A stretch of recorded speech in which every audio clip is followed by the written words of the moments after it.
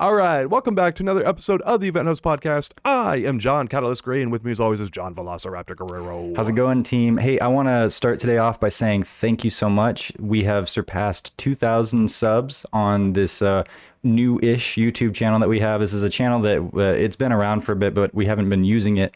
And then in more recent times, as those of you that have been following know, we've been using it for specifically for the podcast and for also the a couple of tech videos and helpful hints videos that have been coming out as well. So it's kind of our new venture, kind of my baby in a sense, as we're trying to get this whole thing off the ground. And I really appreciate everything that those of you that have subscribed, left some comments. Those are really helpful for us because they help with the YouTube algorithm, give us more views and things along those lines, put it out in front of more eyes. So thank you guys. Our next goal for subscriptions are 500,000. So we're going to hope to meet that in the next couple of days. And no, it's always a slow crawl unless you have some crazy viral hit. And then even then, who knows? But yeah, one step at a time. Yeah, it's awesome. Like we're starting this out, obviously we don't have a ton of subs, but it's just awesome having what we have, kind of thing. It's like we're very methodical about how we approach things here at Event Hubs. We never expect, people to come to us in droves and all that kind of stuff. It's just like, hey, we appreciate that you take time out of your week to watch us. That's phenomenal. I think I know I speak for myself at least here. I've got the best job on the planet. I get to talk about fighting games for a living. This is a dream come true for me. So anyone who supports us and stuff, thank you so much. It's awesome. Yeah. So thanks a lot, guys. And those of you that are watching and haven't subscribed, why not? You want to be one of the first ones that once we have those 500,000 subscribers, you want to say, yeah, but I was doing it before it was cool. That's always the thing, man. Always, definitely. So, all right, John, what do we have today? What is buzzing in the realm of Street Fighter? What is happening? What was it that we spoke about last week? That caught a lot of people wanted to talk about it. The whole Street Fighter 4, Street Fighter 5 comparison thing. What was it? Remind me. It was why Street Fighter 4 is more beloved than Street Fighter 5 and all the reasons why. Yeah. Yes. And so if those that have been following, no secret that I didn't grow up, but I grew up with Street Fighter 4. When I really joined the community, that was the big game. And as I grew through and understood more and more about it and experienced everything, it was with Street Fighter 4 in that particular chapter, as is the case for so many, because it's so many people. It was a big boom for the fighting game community, and it really kind of brought fighting games back in the capacity that we're seeing them now. And so I'm Street Fighter 4 is my game for a lot of reasons, and I have many fond memories and such. And so I've always been a Street Fighter 4 fanboy, and as we've evolved into the new Street Fighter 5, I've had a lot of hesitation about it, disliked it. That's no secret to anyone that's been listening. And then, of course, Catalyst over here, he's said, and he's been in the community for longer than I have, paying attention to games and playing them actively, and 5 is his favorite game. And it has been his favorite game, favorite Street Fighter game, I should say, for a while now. And so there's always been this reservation about Street Fighter 5 because of all the negativity of the release and the frustrations, and I think well warranted. But man, in more recent times with Season 5, and then the more recent update here in the middle of the year, with the kinds of results we're seeing, with the kind of gameplay we're seeing. And like I mentioned last week, I had a conversation with my buddy Mike just very briefly, but when I kind of defaulted over to Street Fighter 4 is so much fun, so much more fun than 5, and he goes, I'm not so sure. And then I sat and I thought about it, and I was like, I'm not so sure either. And, I wanted to explore it a little bit more and kind of put it down more on paper, if you will, and sort of compare and look at it and say, well, sure, Street Fighter 5 has been a train wreck, but has it evolved in its 5 years that it's been around now, 5.5? Has it evolved to actually become a better game than Street Fighter 4? That's obviously very subjective, but I think it's worth looking at. And as someone who tends to emotionally default into the Street Fighter 4's better camp, I legitimately had to ask myself. And so I came up with a handful of reasons why Street Fighter 5 might actually be a better game, at least in certain avenues, and I want to talk about them. And I have something of an answer to this, so it's not just going to be this vague sort of subjective thing at the end. I'll give my 2 cents on it and where I kind of stand. But I did want to explore this, and I think that it's something that the community those that will listen, those that will engage in this and not just have an automatic answer, would like to hear. And so the first big thing that I think Street Fighter 5 does better than 4 is it's in the Capcom Fighters Network, CFN. There is such a wealth of information and kind of communication and exploration that's available there for players to really get in and sort of see the rest of their community in certain ways. And you've been a big, yeah. It's one of my favorite. I was about to turn it over to you because I have a few notes here, but I know how passionate you are about CFN. You could talk about it way better than I can. So please, John, I turn over to you. Okay. Why is CFN the best thing ever since sliced bread?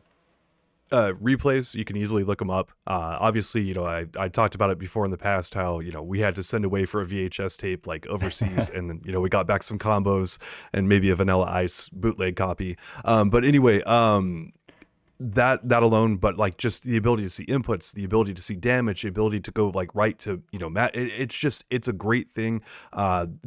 Blacklisting players and stuff like that. It's really nice when someone run across a bad connection. It's like, well, you know what?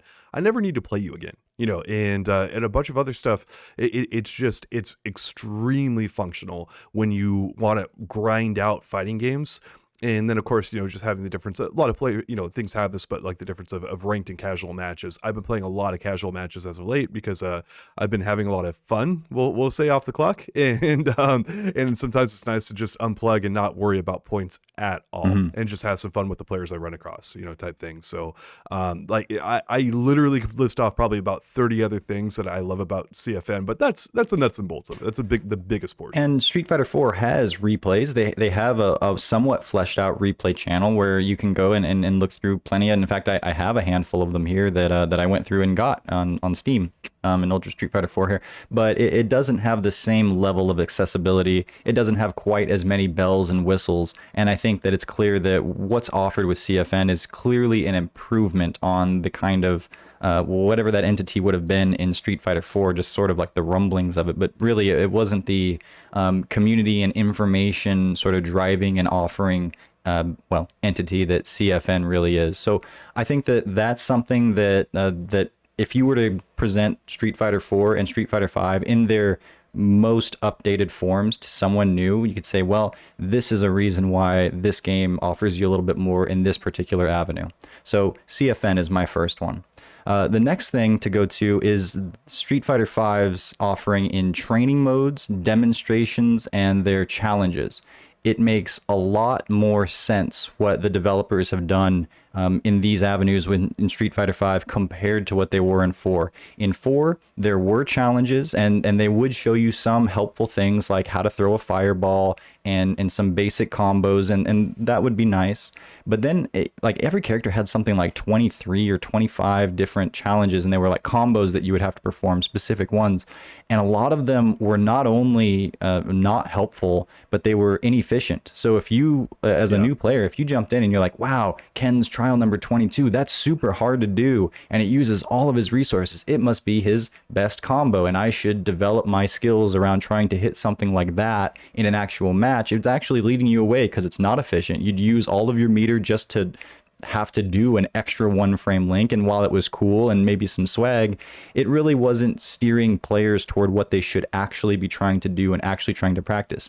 Flip over to Street Fighter V, it's got those challenges, but they're much more geared to the real kinds of combos characters are going to do. And then every time an update comes out where there's a big balance change, they add a few more challenges that are specifically tailored to the kinds of changes the characters got. So it directly shows you, this is the new potential. These are the new things that we gave, and this is kind of an idea of how you would implement it when you're actually playing in a game. Beyond that, they also have demonstrations, and demonstrations are sort of the kind of things that teach more than just the moves and the sequences of moves. They teach the why of the moves. It's like Rose's soul satellite is this, and it's supposed to be used in this way, and you can use it when you're this far away from characters, and it pairs well with this strategy. Yeah. The first thing I do the moment a new character comes out is I go and watch a demonstration, because you're getting it straight from the developers of what they intend the character to do. And sometimes there's a very clear indications, like they're like, I forget exactly where they said Rose is a queen of zoning, but that is definitely alluded to in her demonstrations. And literally, I was just talking to John about wrapping my head around how much of a zoner Rose is in this game. And it's hard for me to do. But knowing that that is the intention from the developers is a really big thing. And like, it helps you speed up the process of learning a character, which is a big deal in fighting games. Learning a brand new character is hard. I've been grinding the hell out of Rose, and I'm still not fully comfortable with the character, not even close. And there Well, it how is. thankful are you for Street Fighter V's incredibly nuanced training mode, which is another part of Yep. this? Yes. Love it. The kinds Yeah. of options that you have there to set up the exact scenarios that you need to practice on and understand, and seeing the frame data and seeing the frame advantage through the colors, and being, like you said earlier, being able to turn on inputs and see all that stuff. Now, Street Fighter 4 had a fairly fleshed out training mode as well, but this one has certainly expanded on that one, and it offers, as good as that one was, this one is clearly a better experience, and it should be. As I'll get to later, these games should be building on the shoulders of those that came before it, and that's definitely going to be part of our equation when we come to, like, well, how much better is it, and how should we be viewing it? But Street Fighter V did very much and very clearly build on this training mode that was Street Fighter 4, and as a result, we have a more effective one. So. I'm laughing over here because I come from an era without training mode Yeah, at all. it's Like, you spend it was, quarters at the arcade machine, right? And yeah, but I mean, and you got it on console, but the console version was not the same as the arcade. So you go to compete in the arcade, and you're like, okay, some of your combos generally all worked and stuff, but like the spacing and other stuff, it was different. It was a port of the arcades, and so, oh man, like you guys are so privileged to even have training mode and stuff like that. You could say, but it's here, we're living in 2021 and all that. I'm cracking up because it's like I'm so old. I'm 20 years old, and yeah, it's rough but when you hit that come big from an era. 2-0. Yeah, I come from an era without training mode, just like going back to that. Oh man, so like, but Street Fighter V's training mode, as you say, is freaking nice. So many features in there, just like setting up the the guard or the wake up or all that other kind of stuff. You don't even have to record that specific stuff that you had to do in Street Fighter 4. Like, there's a lot of shortcuts to let you skip and save 20 minutes here or 10 minutes here or stuff like that. It's really nice. When you were talking about training and where you didn't have the lack there of training modes before, I remember in when I was playing in SoCal and at Wednesday Night Fights at Super Arcade, Kai, a Fuerte player, said, well, he boasted that. Also to Kai, that guy. Yeah, no, I'm just giving him crap because he was such a troll and stuff like that. But He was, sort of but he had a lot of yeah. charisma. He was endearing. You'd be mad, but you also couldn't be that mad at the same time. But he learned the He was the original. I'm sorry, I just have to say he was original. Like, don't play Street Fighter 4. This game sucks. I'm gonna play Forte and like troll everyone, because everyone should be playing Street Fighter 3 Third Strike, because it's a much better game. Yeah. That was and oh man, Kai was awesome. I loved Kai. So anyway, I'm sorry. And he learned. He would always pride himself on the fact that he learned the El Fuerte Infinite, which required a bunch of repeated one frame links, and it was very difficult to do on arcades in Super Arcade, right? Because we had an arcade set up and such, and so he didn't learn it in the training room anyway. He spent money learning the El Fuerte Infinite just playing in actual matches, which brings me nicely to my next point. Actually, it wasn't going to be my next point, but now that I have the segue, I'm going to use it, man. And that is, there were some BS characters in Street Fighter 4 that certainly made things more frustrating than than was necessary and than what needed to be. And I gotta one of the ways to sort of think about this, because the eras were different, right? And expectations were different, as we'll definitely get into further. And that is that, like, if El Fuerte, if Elena, if Seth, as he existed with a dive kick and a command grab and Dalsum arms and a fireball and like a full screen super, and that's not where the list ends. Ridiculous corner situations. If those characters were released in today's games by today's standards, a lot of the community would laugh and say, what the hell is this? This is a joke. I'm not even going to entertain it. Or I'm going to get a whole bunch of goofy wins, but the entire idea of this game is losing charisma in real time as we speak. Every time this, these goofy clips get shared of El Fuerte doing this bonkers stuff or whatever. Those characters, we talk a lot about what's acceptable in Street Fighter. We discussed the idea of grappling grapplers being in a certain tier and things along those lines, we've really started to dig in and have some expectations of what we want. And that's because the active updates and these regular balance patches make it so that these games can be further and further refined very quickly instead of just whole new editions coming out. And so, you know, Elena comes out and she's able to do this healing stuff, and like you throw a fireball at her and all that's doing is basically giving her more life potential back, and it's super frustrating, and everybody has one of those. The chaos that was El Fuerte, the ridiculousness of Seth.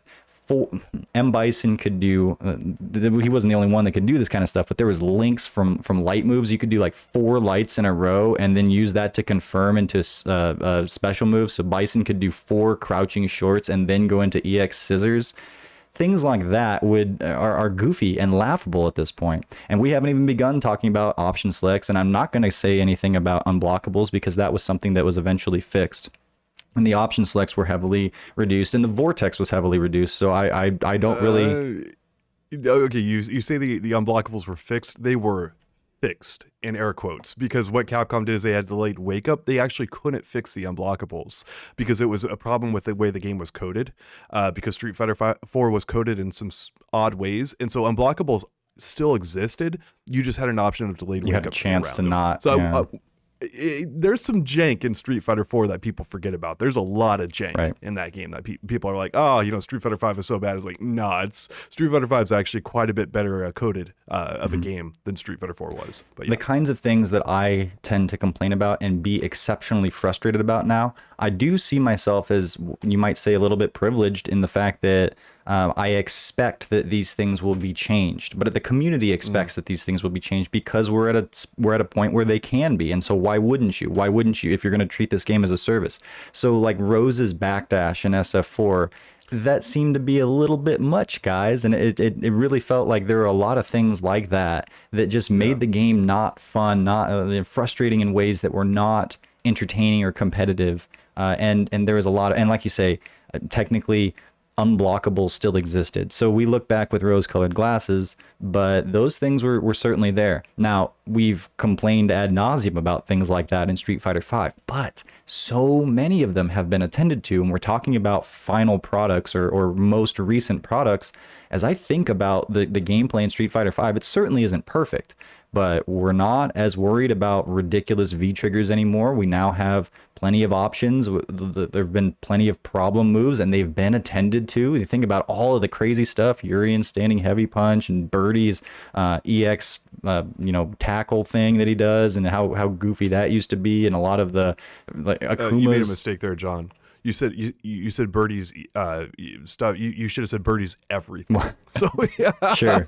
Birdie's everything was attended to, but yes, as you could not agree. And we don't have to get into super detail about all of those things, but with where Street Fighter V is now, and I think about the gameplay, and I think about the kind of balance and how many frustrating moves like that still exist, I go, there's an argument to be made, and if someone were to like really dig in and go through all the examples, I'm not so sure that like if you would on paper be able to show that 5 was a worse game in terms of these kinds of things, these frustrating and broken things, than 4. It sounds like it probably has surpassed it. So yeah, some crazy annoying things in SF4 gameplay. The next one I have here, online. People talk about online as though, I know they hate Street Fighter V's rollback, that it's rollback, but it's not that great. It's from 2016, whatever. I don't know, man. I played a lot of Street Fighter 4, and there is no comparison in terms of which experience is overall better in terms of slowdown, in terms of lag, in terms of hiccups like that. Street Fighter 5 is definitely not perfect. You're playing a game online. But first of all, it's rollback. Second of all, it's a game where lag arguably doesn't affect it quite as much because you don't have to be as precise, and there's something to be said about the online experience with that. It's like if you're gonna have a really high requirement for what you're asking your players to do, then you better put them in a setting where that's possible. Now, Street Fighter 4 doesn't. I have to tell a story about this real quick. I was looking at playing Ibuki a good bit in Street Fighter 4 because, I played Rose. Rose is a really basic character, and her backdash, as you mentioned before, is pretty BS. It's kind of how they balanced her, and they balanced a lot of the game with jank. You know, we were already over that, but I've got to own that because we're going to get into that later on. Like I like people to own the problems with their characters, and Rose definitely had some ugh, in Street Fighter 4. Yeah. But anyway, going back to it, it's the online play is pretty darn good in this game. For what it is, and all this kind of stuff, it works a little bit. It works a good bit better, but people don't ever want to talk about that. They don't want to. They don't want to say that. They don't want to go back and play Street Fighter 4 and see how all this kind of stuff works. It's all about like, oh, I just remember it being better and other stuff like that. And I hate this current experience. And it's like, go back and play it. Go back and try this stuff, because when you do, you're going to see like how big of a difference this is right now. You're going to, if you're doubting what John is saying, go back and try it for yourself. And you're going to be like, holy crap. Like, this is not as good as I remember it. Yeah, and it's not 1-to-1 because there aren't as many players playing on Street Fighter 4 right now. It also doesn't have crossplay, which is another point to bring up in this avenue. But yeah, I tried playing recently, and I had like 2 options, one of which was a no bar and the other which was a 3 bar that felt like a 2 bar. So, you know, good luck. And dealing with rollback, or I'm sorry, dealing with delay based, it's more consistent, and then that affects your play and it affects your decision making even more than because it's more prevalent. So yeah, online, I think there's no debate that the online is better, and it should be better because it's from like 7 years later, so it should be better. But if you're offering these games to people and by the standards of how you might choose which game would be better, it's like I got to give point to Street Fighter 5 when it comes to online experience. And then the last thing I have here is more well-rounded and properly fleshed out characters, and I'm giving point to Street Fighter V there.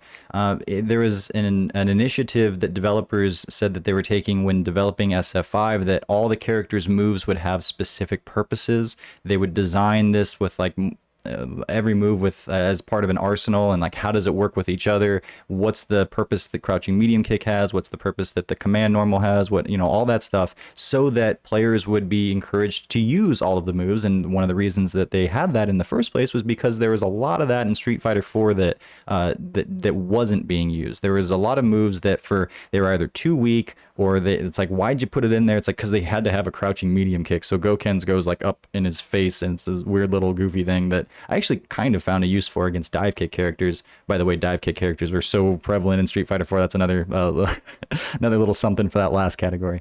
But there was a handful of moves that just didn't make a whole lot of sense, or they were just so overshadowed by other things that characters could do. And it's not to say that every move is equally usable in SF5, nothing like that, but I think it's much more in that direction. And especially in recent times, not only have developers tried to balance the characters with each other, but we've seen with a lot of these updates, sometimes characters they're not trying to balance them with relation to the rest of the cast as much as they are trying to encourage players to use other V skills and other V triggers.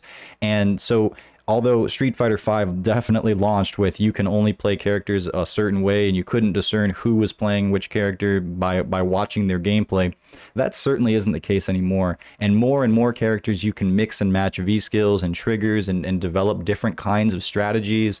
All of their different moves tend to be useful in different ways. And it's not to say that everybody uses all of the different moves, but the option to do so makes it a more nuanced and detailed kind of battleground. And I think that's more enticing. It's like, oh, there's more potential here. Not an overwhelming amount of potential, but I've got 6 buttons and I can have a place for all of them. There's something that I can resort to each one of them and say, is this the fix for the problem that I'm encountering right now? Is this the fix? And that's something kind of cool about that. So it is, yeah. Yeah. Did you have any? That is a big difference from Street Fighter 5 or 4, I should say, where you would go in and some buttons were just worthless and some moves were just like, there's literally no function for this move pretty much at all. And that was a problem. And Capcom was like, look, we're not going to do that. Like, if there's a button and your character has it, we're going to make this mean something. And that was a direct quote from the developers we got in the development process. And it's like, that's really nice. And as you say, it means that you don't go and explore, let's say, medium punch for your character in, you know, as an anti-air in a very specific scenario when someone jumps from like full screen or something like that, right? And end up seeing like, okay, well, this okay, so it doesn't work for that, but also this button has no purpose at all. Even in like you would run into that, but in Street Fighter 5, like every button, every move has a situation where it's supposed to be applied in. It may only be in 5% of the time that you play, or like, or 5% of matches or whatever. It might be very rare, but it still has a purpose, and that is really Mm-hmm. nice. It's really nice not to just hit a wall of dumb, like a wall of like, oh well, we just put it there because it needed to be there. Right. And yeah, I mean, maybe you'll find something that that sucks. So So, okay, I want to kind of give my own answer to all of this, but I also want to say that there's no way of answering this without keeping in mind that these, like I said earlier, games are built upon the shoulders of the previous ones, and expectations evolve because there's evolving technology. When SF4 came out, online was more of a, that's really cool, we'll check that out as well, but it was a bonus. And now through Street Fighter 4's life, and widely because of how popular it was online, and other games like it at the time, online has very much become an expectation. And now you launch a game and it doesn't have good online, and people will write you off almost immediately, at least a lot will. So there are things like that where in most of these CFN training modes, the online, and then just the lessons that you've learned, you better be better than the previous game. And in that way, it's kind of like it's sort of like inflation. It's like if you're scoring the exact same marks as the game before you, it's actually kind of worth a little bit less because you should be making progress forward. And so as I think about it and I look at where Street Fighter V is now, if you were able to say mathematically quantify a lot of the things, and you're doing it by modern expectations, I think it probably could beat out Street Fighter 4 in terms of, well, it doesn't have as many of these things that we don't like, so it doesn't get docked as many points here, and it does offer this, so it gets more points here. It would probably score higher, and that makes sense. But the relationship that the community had, and has, and the boom, and what Street Fighter 4 was, and the kind of fun that it produces, and yeah, there's all that frustrating stuff in there. For all of the faults that it had, the Vortex, and it had to go through its own journey to become Ultra Street Fighter 4. It had a lot more issues on the way. And even though it had those issues, they weren't deal breakers. And it was so fun at some level that even with Vortex, even with all, unblockables and such, people would push through and just look forward to the next thing. And the relationship, at least as far as I can tell with 5, has been more of like they'll stomach it because it's the game to be played in a lot of ways, and it does offer its fun things, but there's been a lot more gnashing of teeth and frustrations with 5. And I would dare say that if 5's success and the amount of second and third and fourth chances that it's been given, it's gotten those because of the momentum Street Fighter 4 put in a lot of people's hearts. That's the case for me in a lot of ways, and I think that that's probably the story for a lot of people as well. So what Street Fighter 4 was for the FGC, it led the charge in a boom of a golden age of return of fighting games, and it wasn't the only one, but I don't think you can have that conversation without Street Fighter 4 being close to the center of it. So I would say that 4 is probably a better game in those respects, and especially if you factor in the fact that the expectations weren't going to be as high. So if you grade 4 by the expectations of the day, and you grade 5 by the expectations of the day, man, 5 really missed a lot of things that it shouldn't have missed to begin with. But I would say that if you could quantify it mathematically, 5 very well might be a better game at this point. Wow, that's a big time statement from you. It's a big change, but yeah, I mean, obviously I agree, so I can't add a lot more to it than that, but there it is. Yeah.